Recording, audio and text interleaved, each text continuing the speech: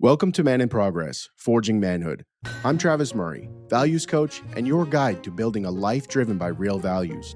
Each week we explore what it means to be a man today, talk about and to thinkers and doers who've been through it, and give you steps to show up better for yourself and those you love. If you're ready to forge your own path, you're in the right place.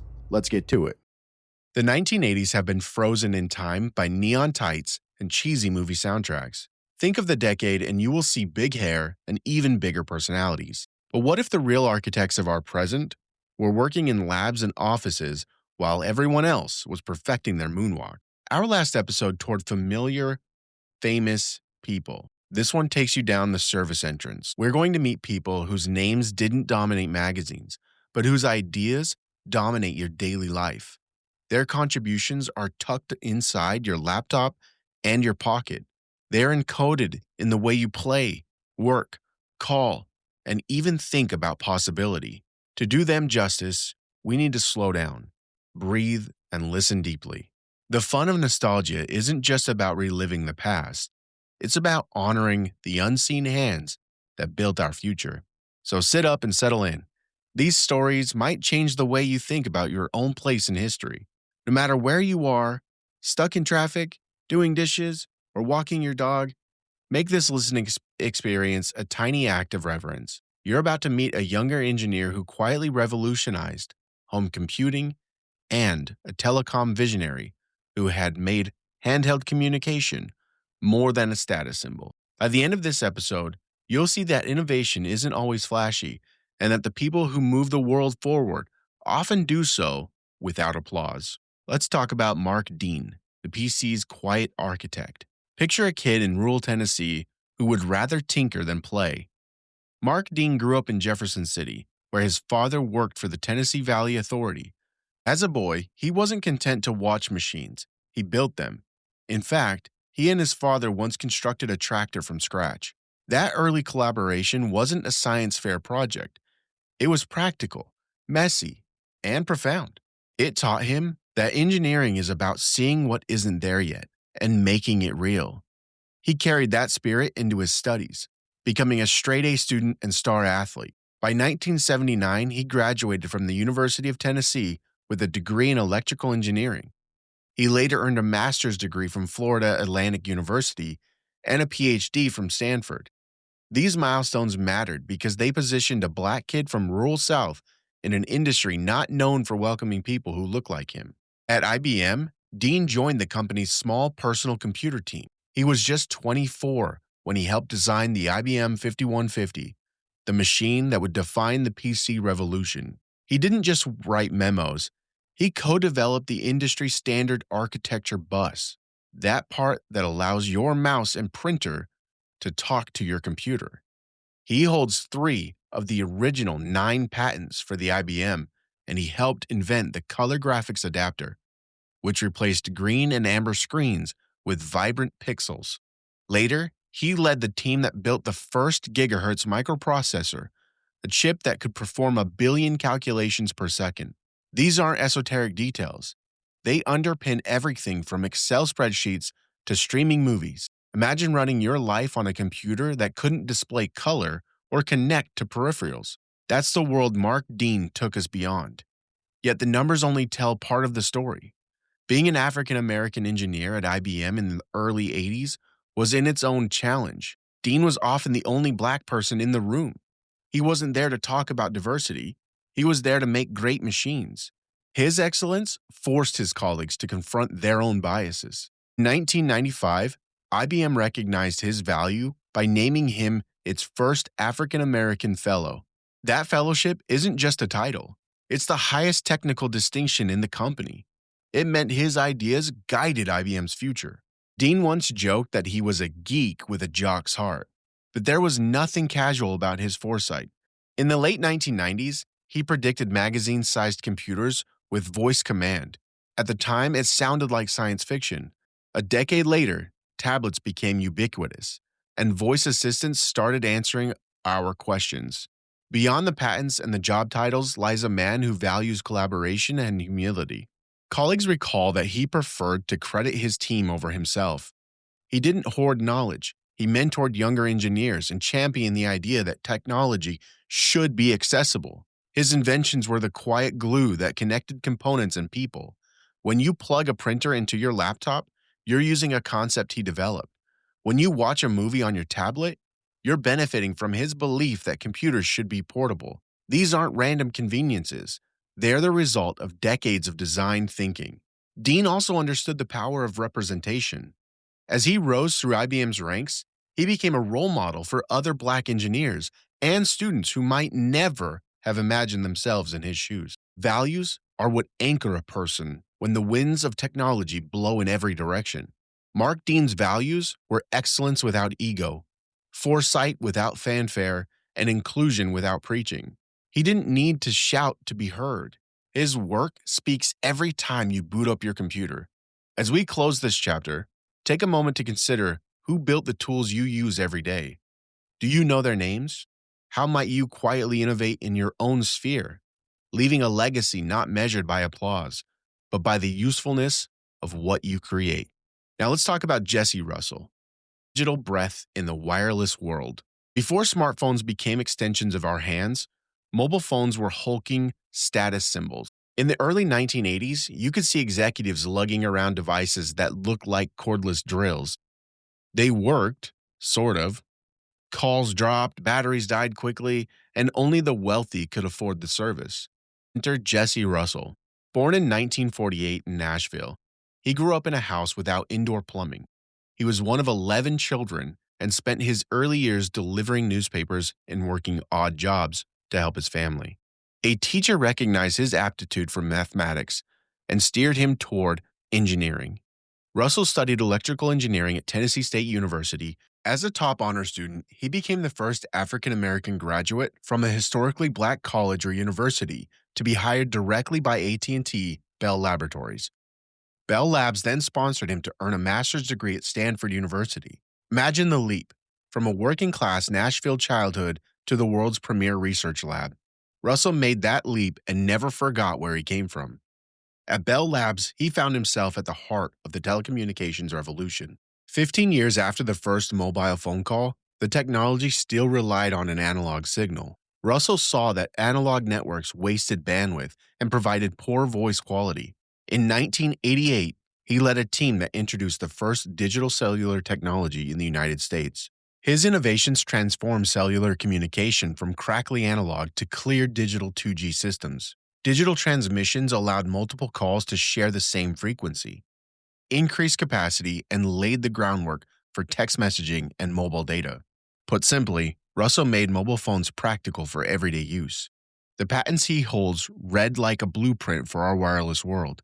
He invented or co-invented the base station for mobile radio telecommunications systems, the mobile data telephone, and the wireless communication base station. Without these inventions, there would be no cell towers linking your phone to the network.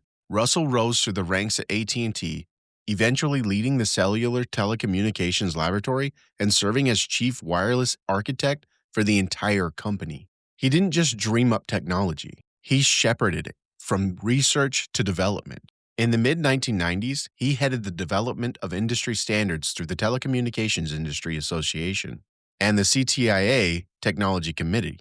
Those standards ensured that phones and networks could talk to each other regardless of manufacturer. By 1996, he became vice president of advanced communications technologies for AT&T. After leaving AT&T, he founded his own company to develop fourth-generation broadband wireless equipment.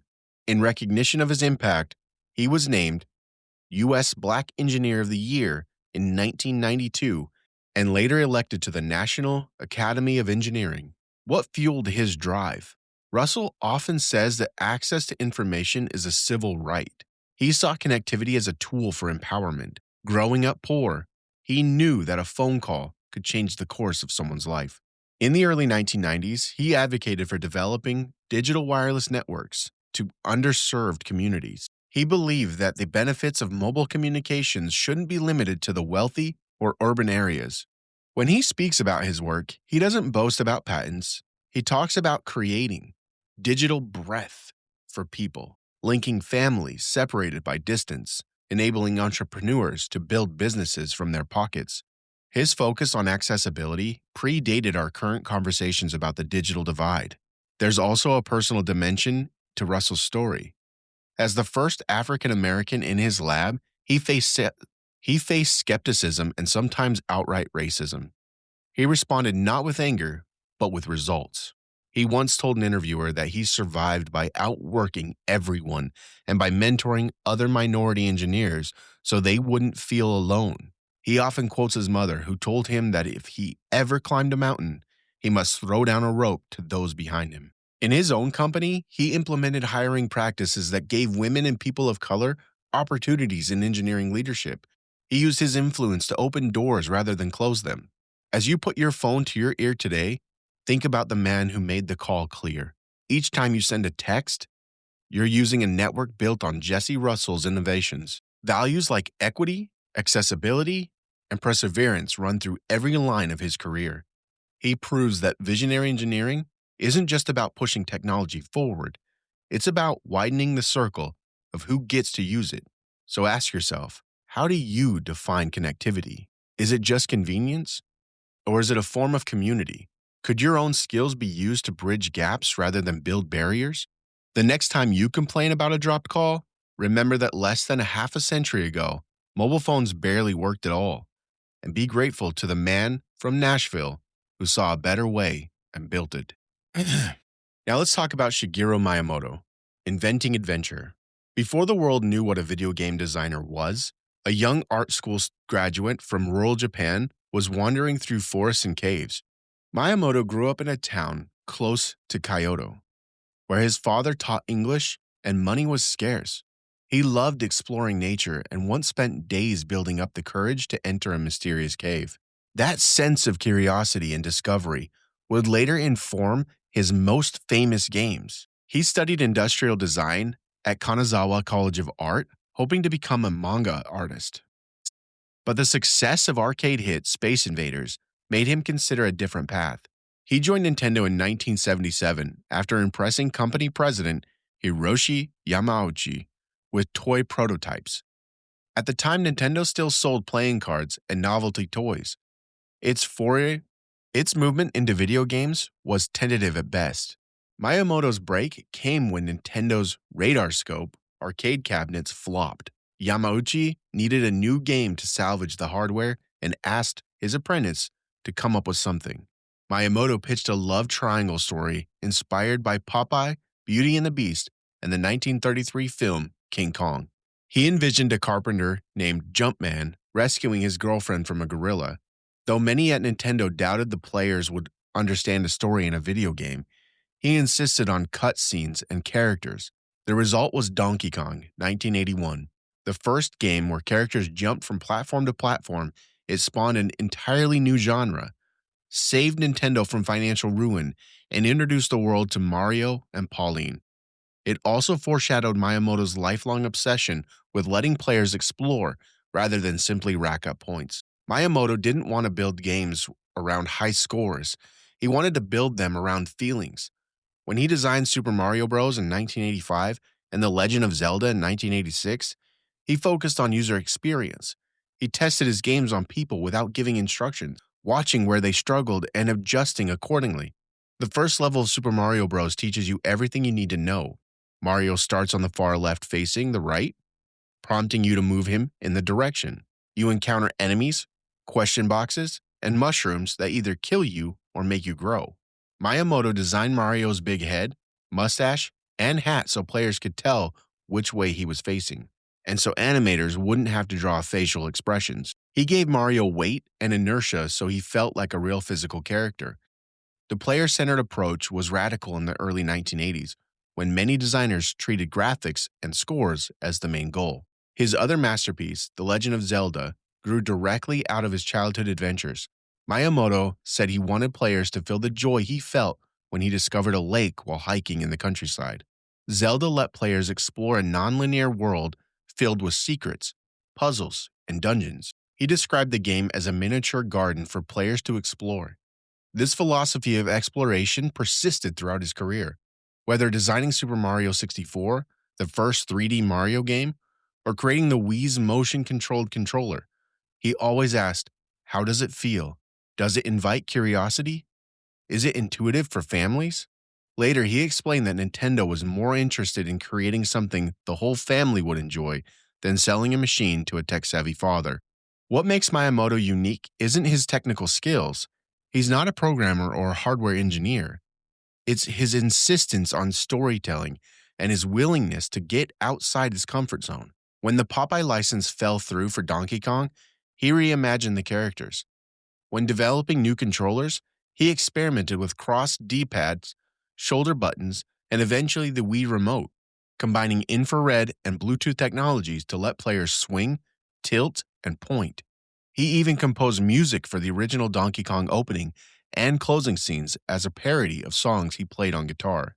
He leads by example, often storyboarding games on graph paper before a line of code is even written. He pushes his team to iterate quickly, layering tracing paper over level designs to test movement. Today, Miyamoto is hailed as the father of modern video gaming. He's been with Nintendo for decades, rising from artist to general manager and now creative fellow. Yet he still approaches game design with the curiosity of a child. Colleagues say he consistently asks, why? And what if? He once told an interviewer he wants his games to feel like reaching into a toy box. He values playfulness, empathy, and patience. He doesn't chase power, he chases wonder. As you finish this chapter, ask yourself, how often do you design your life around curiosity rather than efficiency? When was the last time you wandered without a map and discovered something surprising? I did. My wife and we took our kids over to Lake Powell and we went on a hiking trip up this mountain. It was long and tedious, and as a bigger person, hiking wasn't my forte. But my wife insisted, and we powered through, getting the kids to go. My own daughter complained the entire time that we were hiking up this track, like, can we go back? We've been hiking for hours, but it wasn't even that long. And when we finally reached the next section of that hike, it was this beautiful movie-esque lake. I can't even describe how wonderful it was to finally reach that point and see that beautiful landscape. But that's what it takes. You sometimes have to just be ready to discover and explore without knowing where you're going. That is passion. That is wonder. And that is why we do things sometimes, to get to that point. We swam in that lake. There was other people there. It was beautiful. And I wouldn't trade that experience for anyone telling me about it. So, the next time you pick up a controller or tap a screen, remember the man who turned a failed arcade cabinet into a universe of adventure. We spent this episode far from the neon glare of the usual 80s icons. Instead of hair metal solos and blockbuster presidents, we explored the work of people who rewired our world while mostly staying off magazine covers. Mark Dean engineered the architecture of the personal computer.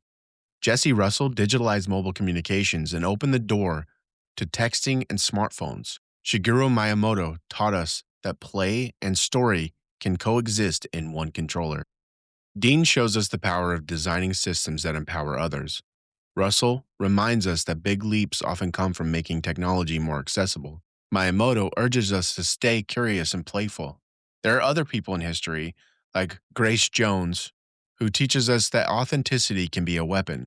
First, brilliance doesn't always look like the cover of Time magazine. It looks like a shy engineer predicting tablet computers in a room full of skeptics. It looks like a Pakistani mother swearing in as prime minister with her infant daughter in her arms. Greatness hides in places you don't expect, but you can see it if you know what to look for. Second, each of these trailblazers use their unique perspective as leverage rather than hindrance. Dean and Russell turned underrepresentation into a drive to innovate. Miyamoto used his childhood adventures to design virtual worlds. They all looked at what made them different and saw possibility. And finally, the values we've seen, curiosity, courage, authenticity, representation, resilience, and empathy, they're not confined to the 1980s or to famous people. You can practice them right now. You can design a better process at work. You can listen to someone you've ignored. You can take your hobby seriously enough to create something nobody's seen before. You can call out injustice in your community. You can choose to train for something that scares you. You can even rethink how to treat the creatures who feed you. As you leave this episode, take a moment to identify which trait resonates most with you. Is it Dean's quiet inventiveness, Russell's determination to connect people, or Miyamoto's childlike wonder? Pick one and try to embody it for a day. Design a system, start a conversation, tell a story, stand up for something, dress without fear, build a community, push your limits, organize a protest, or simply see the world through another's eyes. The 80s may be over, but the edge they gave us is still sharp. It's your world. It's your tools. Wield them. Thank you for joining me on this episode, this adventure. I enjoy doing this. This is something that I want to touch the hearts of many. I want to look people in the eye and know that I made a little bit of a difference. Thank you for giving me that opportunity. Thank you for listening.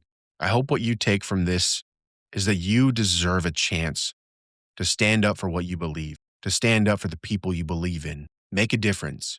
Remember, as always, if you want to get in touch with me, go to the description, hit that send us a text button, and let's get talking.